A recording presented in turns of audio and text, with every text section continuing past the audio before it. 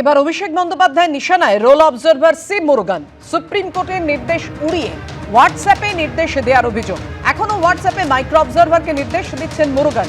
Birth certificate গ্রহণ করা নিয়ে হোয়াটসঅ্যাপে নির্দেশ রোল অবজারভারের। আর এভাবে সুপ্রিম কোর্টের নির্দেশ কি অমান্য করা যায়? প্রশ্ন তুলেছেন অভিষেক বন্দ্যোপাধ্যায় হোয়াটসঅ্যাপ গ্রুপের স্ক্রিনশট পোস্ট করে। এই স্ক্রিনশট আপনাদের সামনে রেখেছি, যেটা পোস্ট করেছেন এক্স হ্যান্ডেলে অভিষেক বন্দ্যোপাধ্যায়। প্রশ্ন তুলেছেন তিনি যে কিভাবে সুপ্রিম কোর্টের নির্দেশ অমান্য করা যায়।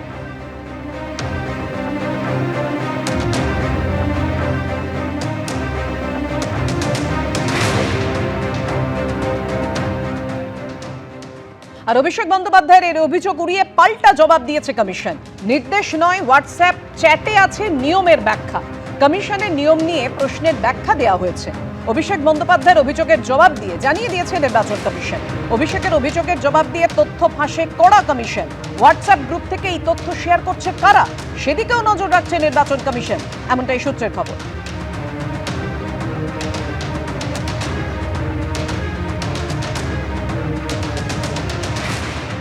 অভিষেক বন্দ্যোপাধ্যায় বা মমতা বন্দ্যোপাধ্যায় এই দুজনেই চেষ্টা করছেন এসআইআরটাকে যেন তেন প্রকারে বন্ধ করে দেওয়ার জন্য।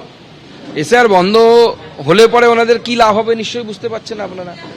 এখন যা লিস্ট বেরোচ্ছে, আমি যা দেখতে পাচ্ছি, কোনো জায়গায় 10,000, কোনো জায়গায় 15,000, কলকাতার সিটগুলোতে তো আরও বেশি বেশি করে নাম বাদ পড়েছে।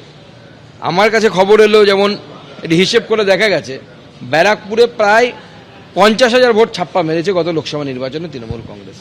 তাহলে এই ছাপ্পাটা যদি বন্ধ হয়ে যায়, তাহলে ব্যারাকপুর লোকসভা নির্বাচন ফলাফলই তো পরিবর্তন হয়। অভিষেক বন্দ্যোপাধ্যায় চোখে আঙুল দিয়ে দেখিয়ে দিয়েছেন আবার যে কিভাবে সমস্ত আইন নীতি ভেঙে নির্বাচন কমিশন কাজ করছে।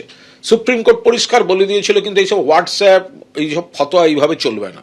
সার্কুলার মানে সেটা সার্কুলার। আজ এখন দেখা যাচ্ছে যে ওই মুরুগান বলে যে ভদ্রলোক, ওদের তিনি আবার এরকম নিজের মর্জি মতো ফতোয়া হোয়াটসঅ্যাপে চালিয়ে দিচ্ছেন। সুপ্রিম কোর্টের রায়কে অমান্য করে এই মুরুগান এবং তার লোকজনেরা তারা এই হোয়াটসঅ্যাপে বিজেপির সুবিধা মতো নানা রকম ফতোয়া ইত্যাদি দিচ্ছে। অভিষেক বন্দ্যোপাধ্যায় এই গোটা সিস্টেমটাতে যে দলদাসের ভূমিকা, বিজেপির দলদাসের ভূমিকা পালন করছে এই নির্বাচন কমিশন, তো সেটা একেবারে ফাঁস করে দিয়েছেন। বেলডাঙ্গার খবরে নজর রাখবো। বেলডাঙ্গায় অশান্তির তদন্তে ইমেল করে মুর্শিদাবাদ পুলিশের কাছে কেস ডায়েরি চেয়েছে এনআইএ। সূত্রের খবর, পুলিশের তরফে এনআইএ এর কাছে এখনো ইমেলের কোনো জবাব আসেনি। মুর্শিদাবাদের এসপি ও আইওর ভূমিকায় আগেই ক্ষোভ প্রকাশ করে বিশেষ এনআইএ আদালত। সুপ্রিম কোর্ট বা হাইকোর্টের নির্দেশে কোথাও কি বলা আছে কেস ডায়েরি দেওয়া যাবে না? এ বিষয় নিয়ে আরো বিস্তারিত জানবো। আমাদের সঙ্গে রয়েছেন আমাদের প্রতিনিধি আবির দত্ত। আবির, দেখো, তোমাকে জানাবো যে এনআইএ তরফ থেকে একটি ইমেল করা হয়েছে পুলিশকে, এবং মুর্শিদাবাদ পুলিশের কাছ থেকে সিডি চেয়ে তারা সেই ইমেল করেছেন।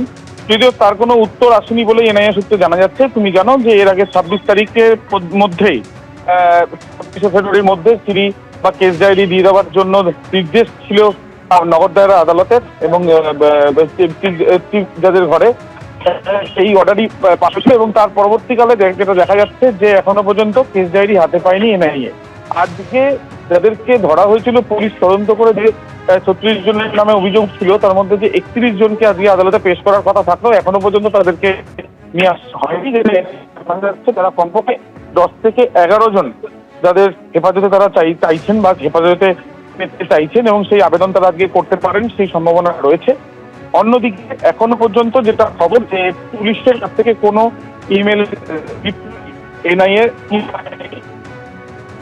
না, আমাদের সঙ্গে আমাদের প্রতিনিধির যোগাযোগ বিচ্ছিন্ন হয়ে গেছে। আপনাদের জানিয়ে রাখি, বেলডাঙ্গায় অশান্তির তদন্তে নেমে এনআইএ পুলিশের কাছে কেস ডায়েরি চেয়েছে ইমেল করে, কিন্তু যে খবর পাওয়া যাচ্ছে পুলিশের তরফে এনআইএ এর কাছে এখনো কোনো সেই ইমেলের জবাব আসেনি।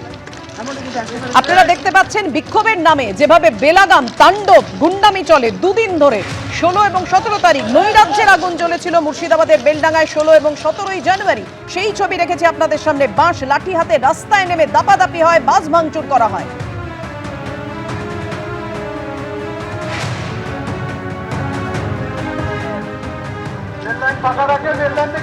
বেলডাঙ্গা কাণ্ডে কেস ডায়েরি পেতে এবার ইমেল করলো এনআইএ। পুলিশের কাছে কেস ডায়েরি চেয়ে পাঠালো। কি বলেছেন শ্রমিক ভট্টাচার্য, দেখুন।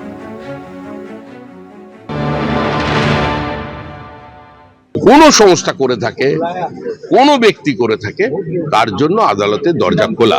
কিন্তু বিষয়টি নির্বাচন কমিশনের, আমাদের এখানে কিছু বলার নেই। আমরা যেটা বলেছি নির্বাচন কমিশনকে, এসআইআর কে সম্পূর্ণ করতে হবে।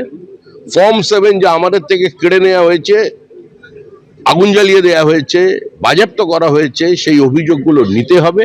No SIR, no vote. যা ব্যবস্থা তৈরি হয়েছে সেটা পরিকল্পিতভাবে তৃণমূল কংগ্রেস তৈরি করেছে। এবিপি আনন্দ, এগিয়ে থাকে, এগিয়ে রাখে।